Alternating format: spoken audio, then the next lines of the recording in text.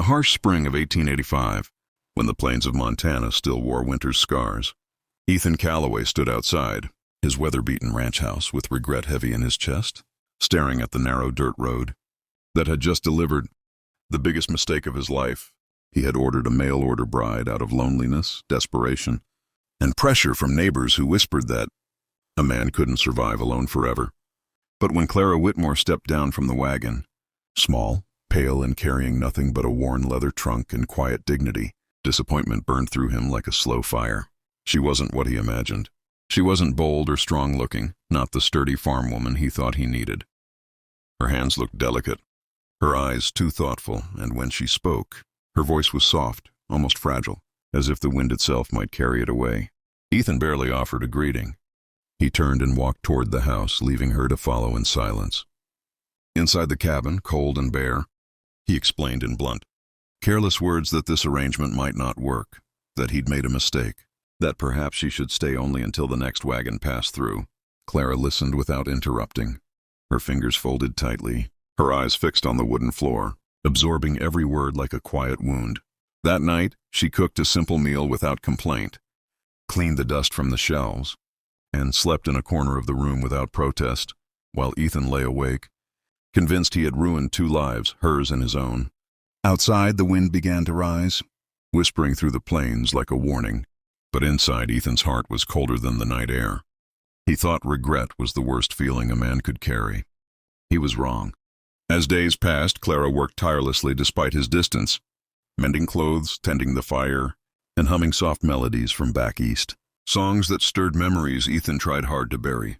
He never thanked her, never smiled, never asked about her past. He told himself this marriage was temporary, a mistake he'd soon undo. But the sky above Montana was already darkening, heavy clouds gathering low on the horizon, as if fate itself was preparing to challenge every decision he'd made. And if you're drawn into this lonely beginning, stay with this story, because what comes next will change everything. Don't forget to subscribe to the channel, so you never miss stories where fate collides with love in the most unexpected ways. The storm arrived without mercy, just as the old ranchers had feared, sweeping across the plains with a fury no man could stand against. Snow fell thick and fast. Winds howled like wild beasts, and within hours, Ethan's world was buried under white darkness. His cattle scattered, fences vanished beneath drifts, and the roof of the barn groaned under the weight of ice. Ethan fought the storm until his strength failed, dragging frozen animals toward shelter, his hands bleeding, his lungs burning. But nature showed no mercy. When he finally staggered back to the cabin, half frozen and near collapse, it was Clara who saved him. She pulled him inside, stripped off his frozen coat, wrapped him in blankets, and worked through the night, rubbing warmth back into his limbs, whispering prayers he barely heard. As the storm raged on, cutting them off from the world, Clara revealed a strength Ethan had never imagined. She rationed food, reinforced windows, and calmed his panic when supplies ran low. When the roof began to crack under the snow, she climbed up beside him despite the danger, helping shovel until her hands were raw and bleeding. That night, as the storm screamed outside, Clara finally spoke of her past, how she'd lost her family to illness, how the mail-order bride wasn't desperation but hope, how she believed building a life meant enduring hardship together. Ethan listened, shame pressing down on him heavier than the storm itself. He saw then how blind he'd been, mistaking quiet strength for weakness, mistaking kindness for fragility. When the fire nearly died and the cold crept in again, Clara sacrificed her own blanket to keep him warm, trembling in the shadows while he slept. By morning, the storm had taken nearly everything: the cattle, the crops, the future Ethan thought he'd planned. But it had given him something far more powerful: clarity.